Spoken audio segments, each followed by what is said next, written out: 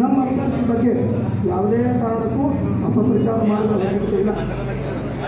ಸಮಾಜದ ಬಗ್ಗೆನೂ ನೀವು ಮಾತಾಡೋದು ಅವಶ್ಯಕತೆ ಇಲ್ಲ. ನೀವು ನಿಮ್ಗೇನೆ ಓಟ್ ಹಾಕಿ, ಕಾಂಗ್ರೆಸ್ಗೆ ಹಾಕಿರಿ.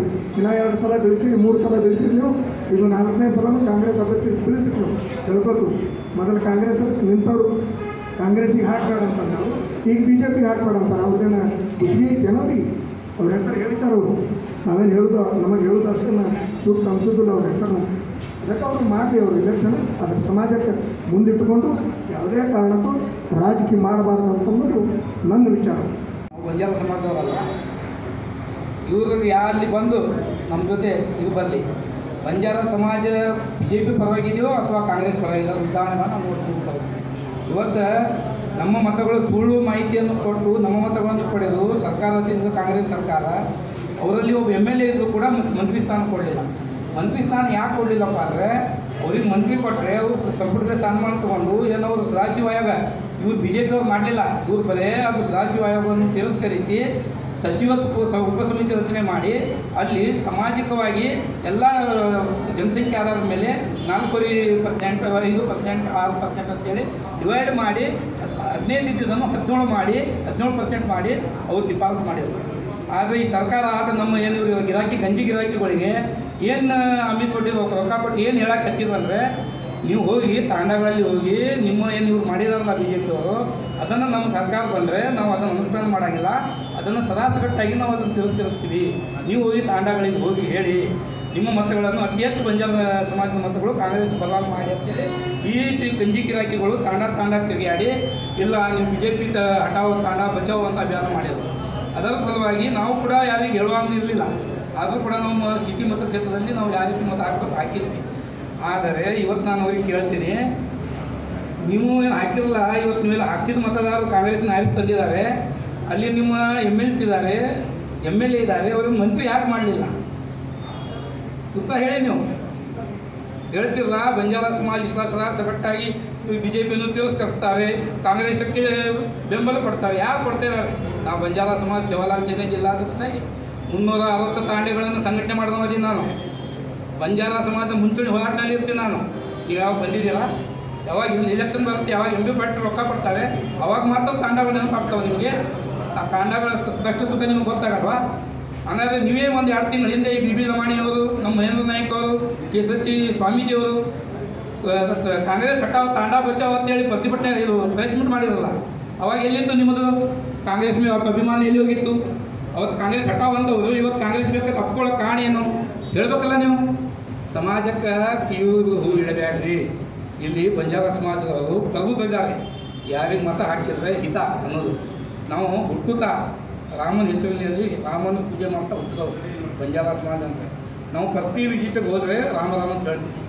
ಅದಕ್ಕೆ ರಾಮನ ಮಂದಿರ ಕಟ್ಟಿದಂಥ ಯಾವುದೇ ಸರ್ಕಾರ ಇದ್ದರೆ BJP ಸರ್ಕಾರ ಕಟ್ಟಿ ಇವತ್ತು ನಮ್ಮ ಸೇವಾಲಾಲರು ಯಾಕೆ ಕಾಶಿಗೆ ಯಾತ್ರೆಗೆ ಹೋಗ್ಬೇಕಂತಲ್ಲ, ಕೊಗರಾಗಡೆಗೆ ನಾವು ಹೋಗ್ಬೇಕಂದ್ರೆ ಅಲ್ಲಿ ಒಂದು ಹಳೆಯ ದೇವಸ್ಥಾನ ಇತ್ತು. ಅದನ್ನು ನಮ್ಮ ನರೇಂದ್ರ ಮೋದಿಯವರು 500 ಕೋಟಿ ಅನುದಾನವನ್ನು ಮಂಜೂರಿಸಿ ಭವ್ಯವಾದ ದೇವಸ್ಥಾನ ಕಟ್ಟಲಿಕ್ಕೆ ಇವಾಗ ಪ್ರಾರಂಭ ಮಾಡಿದ್ದಾರೆ. ಅದಕ್ಕೆ ನಾವು ಯಾರಿಗೆ ಓಟ್ ಹಾಕ್ತಾ ಇದ್ದೀನ? ನೀವು ಹೇಳಿದವ್ರಿಗೆ ಓಟ್ ಹಾಕ್ತಾರಾ? ಇವತ್ತು ನಮ್ಮ ಉಮೇಶ್ ಜಾಧವ್ ಅವರಿಗೆ ಟಿಕೆಟ್ ಕೊಟ್ಟು MP ಮಾಡಿದ್ದಕ್ಕೆ ಅವರು ಬರೀ ಕರ್ನಾಟಕದಲ್ಲಿ ಆಚರಣೆ ಮಾಡ್ತಿದ್ದ ಜಯಂತಿಯನ್ನು ದಿಲ್ಲಿಯಲ್ಲಿ ಆಚರಣೆ ಮಾಡಿದರು. ನಮಗೆ ಸಮಾಜ ಗೌರವ ತಂದು ಕೊಟ್ಟರು. ನೀವು ತಂದು ಕೊಟ್ರಾ? ಯಾಕೆ ತಂದು ಕೊಟ್ಟರು? BJP ಅವ್ರು ತಂದು ಕೊಟ್ಟರು ಅಥವಾ ಕಾಂಗ್ರೆಸ್ನವ್ರು ತಂದು ಕೊಟ್ಟರು? ಬಂಜಾರ ಸಮಾಜ ಯಾವ ಪಕ್ಷಕ್ಕೆ ಗಮನಿಸಬೇಕು? ನಾವು BJP ಪಕ್ಷದ ಪರವಾಗಿ ಅದೀವಿ, ಅದೇ ಇರ್ತೀವಿ. ಅತಿ ಹೆಚ್ಚು 80% ಮತಗಳು BJP ಪರವಾಗಿ ಆಗ್ತವೆ. ಅದಕ್ಕೆ ವಿಶ್ವಾಸ ನಾವು ಕೊಡ್ತೀವಿ. ನೀವು ಬೇಕಾದ್ರೆ ಎಲ್ಲರೂ ಬರೋ ಜೂನ್ 4ನೇ ತಾರೀಕಕ್ಕೆ ನೀವು ಅದರ ರಿಸಲ್ಟ್ ನೋಡಿ. ಯಾರು ಅವರಿಂದಿಲ್ಲ, ಅವರ ಖಾಸ್ ಮಾಮನ ಮಗನೇ ನಿನ್ನೆ ಒಂದು ವಿಡಿಯೋ ಮಾಡಿದ್ದಾನೆ.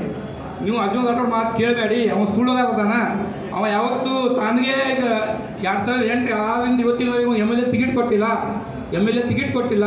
ಅವನಿಗೆ ಮೂಲಿ ಗುಂಪು ಮಾಡಿದ್ದಾರೆ, ರೊಕ್ಕ ಕೊಟ್ಟಿರ್ತೀವಿ ಇಲೆಕ್ಷನ್ಯಾಗ ಬಳಕೆ ಮಾಡ್ಕೊತಾರೆ ಅಂತೇಳಿ ಅವ್ರ ಮಾಮನ ಮಗ ವಿಡಿಯೋ ಮಾಡ್ತಾರೆ, ಲೈವ್ ವಿಡಿಯೋ ಮಾಡಿಬಿಡ್ತಾರೆ. ಅರ್ಥ ಮಾಡ್ಕೊಳ್ಳಿ.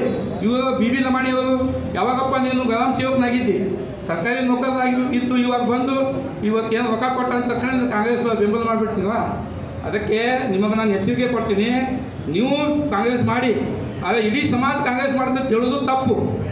ನಾವು ಕಾಂಗ್ರೆಸ್ಗಿಲ್ಲ, ಸಮಾಜದವರು ಪ್ರಬುದ್ಧರಿದ್ದಾರೆ, ಅವರು ಯಾರಿಗೆ ಓಟ್ ಹಾಕ್ತಾರೆ. ಅದು BJPಗೆ ನಾವು ಸಪೋರ್ಟ್ ಮಾಡ್ತೀವಿ. ಏನು ಈ ಬಂಜಾರ ಸಮಾಜದ ಊಹಾಪೋಹಗಳು ನಡೆದಂಥ ವಿಷಯಕ್ಕಾಗಿ ಎಲ್ಲರೂ ಇವತ್ತು ಕೂಡಿ ಪ್ರೆಸೆಂಟ್ ಮಾಡುವಂಥ ಒಂದು ಪ್ರಸಂಗ. ಈ ಪ್ರಸಂಗ ಯಾಕೆ ಬಂತು ಅಂದ್ರೆ ಏನು ನಮ್ಮ ಈಗಾಗಲೇ ಹೇಳಿದಾರಲ್ಲ, ಮಹೇಂದ್ರ ನಾಯ್ಕ ಅವರು, ಸುರೇಶ್ ಚೌಹಾಣ್ ಅವರು, ಭೀಮ್ ಸಿಂಗ್ ರಾಠೋಡ್ ಅವರು, ಅವ್ರು ಹೇಳಿದಂಥ ಎಲ್ಲ ವಿಷಯವೂ ಸತ್ಯ. ಯಾಕಂತಂದ್ರೆ ಬಂಜಾರ ಸಮಾಜ ಅಂದ್ರೆ ನಮ್ಮ ಬಿಜಾಪುರ ಜಿಲ್ಲೆಯಲ್ಲಿ ಅತಿ ಹೆಚ್ಚಿನ ಸಂಖ್ಯೆಯಲ್ಲಿ ಕೂಡ ಇದ್ದಿದ್ದು ನಿಜ. ಆದರೆ ನಮ್ಮ ಸಮಾಜವನ್ನು ಒಡೆದು ಎಬ್ಬಾಗ ಮಾಡಿ ರಾಜಕೀಯ ಮಾಡಲಿಕ್ಕೆ ಕೂತಂಥ ನಮ್ಮ ಸಮಾಜದ ಕೆಲವು ಮುಖಂಡರು ಏನಾದ್ರಲ್ಲ, ಅವರು ಇವಾಗ ಈ ಕೆಲಸ ಮಾಡ್ತಾಯಿದ್ದಾರೆ. ಅವ್ರು ಯಾಕೆ ಮಾಡ್ತಾಯಿದ್ದಾರೆ, ಏನು ಮಾಡ್ತಾಯಿದ್ದಾರೆ ಅನ್ನೋದು ನಮಗೆಲ್ಲ ಗೊತ್ತಾಗಿದ್ದ ವಿಷಯ ಅದ.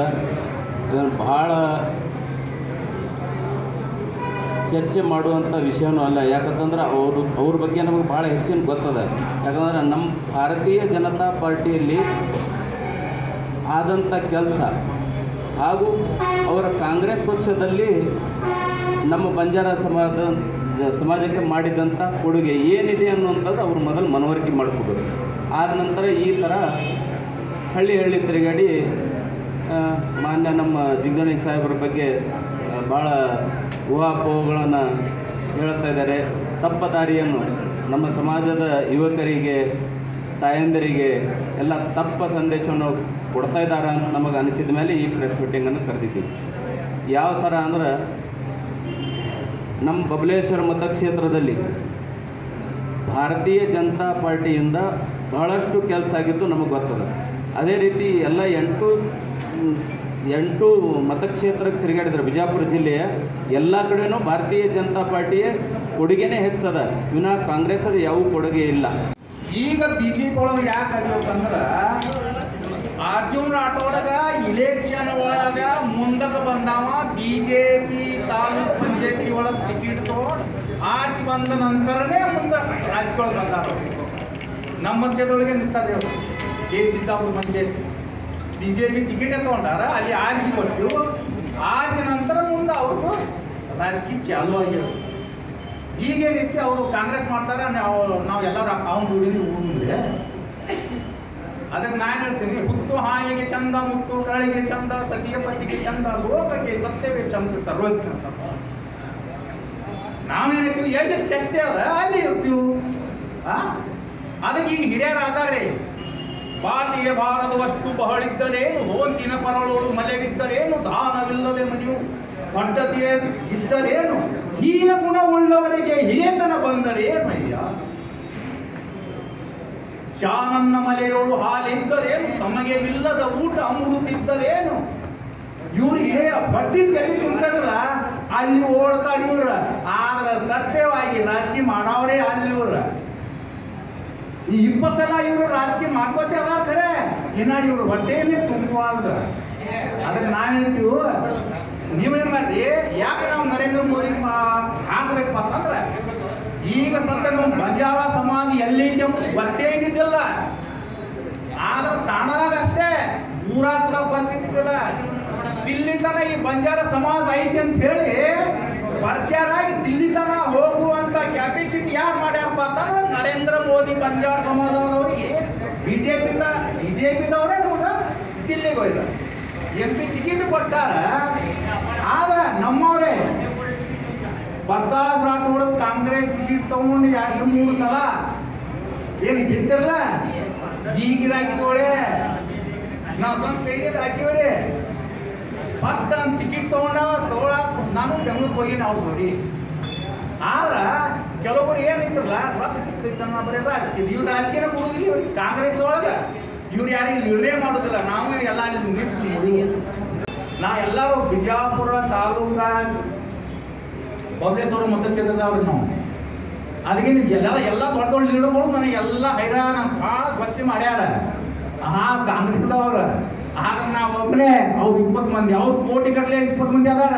100 ರೂಪಾಯಿ ಅಷ್ಟೇ ಇದ್ರೆ ಸಾಕು, ನಾನು ಗ್ಯಾರಂಟಿ ಗೆಲ್ತೀನಿ ಗ್ರಾಮ ಪಂಚಾಯತಿಗೆ. ಬರೀ 1 ರೂಪಾಯಿ. ಆದ್ರೆ ಮನೆ ಅದ್ರಾಗ ನಾವೇಂತೀವಿ, ಸತ್ಯ ಬೇಕು. ಸತ್ಯ ಇದ್ದವ್ರು ಕುಡಿಯಿರಿ. ಈಗ ನಾವೇನು ಹಂಗೆ ಹೋಗಿ ಹೇಳ್ರಿ, ಅದು ನಮ್ಗೆ ಗಾಡಿ ಸಿಗುದಿಲ್ಲ. ಅದಕ್ಕೇನಿದ್ವಿ ನಮಗೇನಿದ್ವಿ, ಯಾವತ್ತೇನಿದ್ವಿ ಕೆತ್ತೆ ಬಿಚ್ಚಿ ಮಾಡ್ಕೊಂಡು 2 ದಿವಸ ಸತ್ಯ ಹೋಗುವ ಅಂತೇಳಿ